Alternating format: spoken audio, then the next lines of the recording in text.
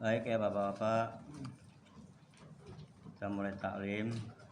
Bismillahirrahmanirrahim. Assalamualaikum warahmatullahi wabarakatuh.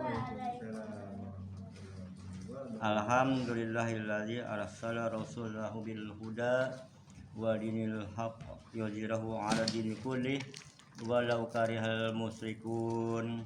Asyhadu an la ilaha illallah wahdahu la syarikalah wa asyhadu anna Muhammadan abduhu wa rasuluhu la nabiyya ba'da amma ba'd. Bapak-bapak, saudara-saudara, adik-adik, anak-anakku sekalian yang kucintai karena Allah, malam hari ini marilah kita lanjutkan taklim yang masuk kepada bab ke-7 dari kitab Riyadhus Shalihin, yaitu yakin dan tawakal. Allah Subhanahu wa taala berfirman yang artinya setelah orang-orang yang beriman itu melihat pasukan serikat musuh, mereka berkata, inilah yang dijanjikan oleh Allah dan Rasulnya kepada kita, dan Allah dan Rasulnya itu berkata benar. Hal yang demikian itu tidaklah menambahkan kepada orang-orang beriman tadi, melainkan keimanan dan penyerahan bulat-bulat. Surat Al-Ahzab ayat ke-22. Ya Bang, duduk Bang. Allah Subhanahu wa taala berfirman pula, para manusia berkata kepada orang-orang yang beriman itu, sesungguhnya orang-orang tidak berkumpul untuk melawan engkau semua. Oleh karena itu takutlah kepada mereka, tetapi hal itu makin menambah keimanan mereka. Mereka menjawab, Allah cukup menjadi pelindung kita dan sebaik-baiknya yang dijadikan tempat bertawakal. Kemudian mereka kembali dengan mendapatkan kenikmatan dan keutamaan dari Allah. Mereka tidak terkena sesuatu halangan pun, dan mereka mengikuti keridhaan Allah, dan Allah itu memiliki keutamaan yang agung. Surat Ali Imran ayat 173 sampai 174. Allah Subhanahu wa taala berfirman lagi, dan bertakwalah kepada Tuhan yang Maha Hidup, yang tidak akan mati. Surat Al-Furqan ayat ke-58. Allah Subhanahu wa taala berfirman,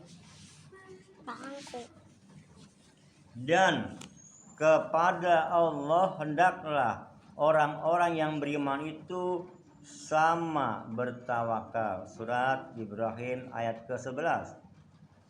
Allah Subhanahu wa taala berfirman pula, jikalau engkau telah bulat tekad untuk melaksanakan sesuatu, maka bertawakallah kepada Allah.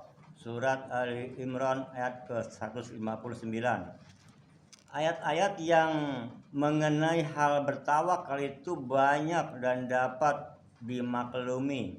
Juga Allah Subhanahu wa taala berfirman, dan barang siapa bertawakal kepada Allah, maka dia pasti mencukupi untuknya. Surat At-Tolak ayat ke-3. Lagi firman Allah Subhanahu wa taala, hanya saja orang-orang yang beriman itu ialah mereka yang apabila disebutkan nama Allah, maka hati mereka itu menjadi ketakutan. Juga apabila ayat-ayatnya dibacakan kepada mereka, maka bertambah-tambahlah keimanan mereka, dan mereka itu sama bertawakal kepada Tuhannya. Surat Al-Anfal ayat 2. Ayat-ayat perihal keutamaan bertawakal itu pun banyak pula dan dapat pula diketahui. Keterangan: banyak sekali orang yang salah mengerti dalam melaksanakan ketawakalan kepada Allah Subhanahu wa taala itu. Ada yang berpendapat tawakal itu ialah menyerah bulat-bulat kepada Tuhan tanpa berbuat daya upaya dan usaha untuk mencari mana-mana yang baik dan menyebabkan kebahagiaan. Ringkasnya, enggan berikhtiar atau menyingsingkan tangan lengan baju. Anehnya, dia meminta yang enak-enak belaka. Orang semacam ini, orang semacam di atas itu, rupanya berpendapat bahwa tidak perlu dia belajar. Jika Tuhan menghendaki, dia pasti menjadi orang pandai. Tentu pandai juga nantinya. Juga tidak perlu bekerja.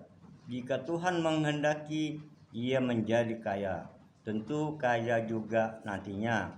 Atau ketika sakit, tidak perlu dia berobat. Jika Tuhan menghendaki, sembuh juga. Semuanya itu samalah halnya dengan orang yang sedang lapar. Sekalipun macam-macam makanan di hadapan mereka, di hadapan makannya, tetapi dia berpendapat jika Tuhan menghendaki kenyang, tanpa makan pun akan menjadi kenyang.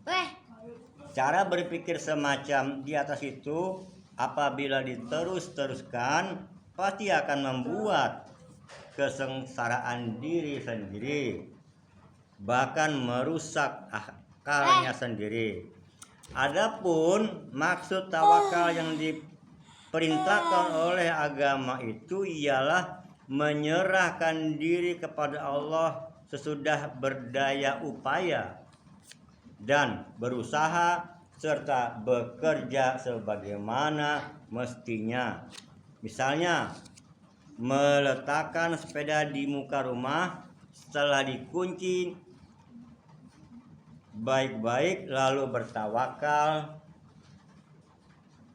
Artinya, apabila setelah dikunci itu masih juga hilang, umpama dicuri orang, maka dalam pandangan agama orang itu sudah tidak bersalah sebab telah melakukan ikhtiar supaya jangan sampai hilang. Hal yang semacam itu pernah terjadi di zaman Rasulullah SAW, yaitu ada seorang sahabatnya yang meninggalkan untanya tanpa diikatkan pada sesuatu seperti pohon, tonggak dan lain-lain, lalu ditinggalkan. Beliau bertanya, "Mengapa tidak kamu ikatkan?" Ia menjawab, "Saya sudah bertawakal kepada Allah." Rasulullah SAW tidak dapat menyetujui cara berpikir orang itu, lalu bersabda, yang artinya, "Ikatlah dulu lalu bertawakal." Ringkasnya, tawakal tanpa usaha lebih dahulu adalah salah dan keliru menurut pandangan Islam. Jikalau kita sudah dapat meletakkan arti tawakal pada garis yang sebenarnya, maka sangat sekali dipuji dan pasti kita tidak akan kekurangan rezeki, sebab Allah Subhanahu wa taala akan menjamin bahwa kita akan diberi bagian rezeki kita masing-masing, sebagaimana halnya burung yang pergi pagi-pagi dalam keadaan perut kosong, sedang pada sore harinya telah menjadi kenyang. Selain itu Allah berfirman bahwa sifat-sifat kaum mukminin itu diantaranya ialah selalu bertawakal kepada Allah Subhanahu wa taala dengan pengertian tawakal yang tidak disalah mengertikan. Firman-Nya, hanya saja orang-orang yang beriman itu apabila nama Allah disebutkan menjadi getarlah hati mereka, dan apabila ayat-ayat Allah dibacakan maka bertambah keimanan mereka, dan hanya kepada Allah jualah mereka bertawakal. Surat Al-Anfal ayat 2. Yang perlu kita perhatikan sehubungan dengan persoalan ini adalah dalam mengejar cita-cita supaya dapat berhasil, kecuali amat diperlukan adanya sifat kesabaran. Juga wajib disertai sifat tawakal ini, karena yang menentukan berhasil yang menentukan berhasil atau tidaknya sesuatu maksud itu hanyalah Allah Subhanahu wa taala sendiri. Lebih besar yang dicita-citakan, wajib lebih besar pula sabar dan tawakalnya. Misalnya ingin menjadi seorang yang alim, ingin memajukan agama, ingin mendirikan sesuatu negara yang benar-benar diridai oleh Allah Subhanahu wa taala, ingin melaksanakan hukum-hukum dan syariat Islam dalam negara dan lain-lain sebagainya. Setelah bersabar dan bertawakal, wajib pula disertai doa, memohon kepada Allah semoga yang dicita-citakan itu berhasil. Jangan bosan-bosan berdoa, dan yakinlah bahwa Allah akan mengabulkan, insya Allah. Adapun hadis-hadisnya ialah hadis yang ke-74 dari Ibnu Abbas radhiyallahu anhuma, katanya Rasulullah SAW bersabda, dipertontonkanlah padaku berbagai umat, maka saya melihat ada seorang nabi dan besertanya adalah sekelompok manusia kecil antara 3 orang sampai 10. Ada pula nabi dan besertanya adalah seorang lelaki atau 2 orang saja. Bahkan ada pula seorang nabi yang tidak disertai seseorang pun. Tiba-tiba diperlihatkanlah padaku suatu gerombolan manusia yang besar. Lalu saya mengira bahwa mereka itulah umatku. Lalu dikatakanlah padaku, ini adalah Musa dengan kaumnya. Tetapi lihatlah ke ufuk sesuatu sudut. Kemudian saya pun melihatnya. Lalu saya lihatlah, dan tiba-tiba tampaklah di situ suatu gerombolan umat yang besar juga. Selanjutnya dikatakan pula kepadaku, kini lihatlah pula ke ufuk yang lain lagi itu. Tiba-tiba di situ terdapatlah suatu kelompok yang besar pula. Lalu dikatakan padaku, inilah umatmu, dan beserta mereka itu ada sejumlah 70.000 orang yang dapat memasuki surga tanpa dihisab dan tidak terkena siksa. Kemudian Rasulullah SAW bangun dan terus memasuki rumahnya. Orang-orang banyak sama bercakap-cakap mengenai para manusia yang memasuki surga tanpa dihisab dan tanpa disiksa itu. Sebagian dari sahabat itu ada yang berkata, barangkali mereka itu ialah orang-orang yang telah menjadi sahabat Rasulullah. Sebagian lagi berkata, barangkali mereka itu ialah orang-orang yang dilahirkan di zaman sudah munculnya agama Islam, kemudian tidak pernah mempersekutukan sesuatu dengan Allah. Banyak lagi sebutan percakapan mengenai itu yang mereka kemukakan. Rasulullah SAW lalu keluar menemui mereka, kemudian bertanya, apakah yang sedang kau semua percakapkan itu? Para sahabat memberitahukan hal itu kepada beliau. Selanjutnya beliau bersabda, orang-orang memasuki surga tanpa hisab dan siksa itu ialah mereka yang tidak pernah memberi mantera-mantera, tidak meminta-minta mantera dan orang lain, karena sangatnya bertawakal kepada Allah. Tidak pula merasa akan memperoleh bahaya karena adanya burung-burung atau adanya hal yang lain-lain, atau ringkasnya meyakini Tuhan atau khurafat yang sesat, dan pula sama bertawakal kepada Tuhannya.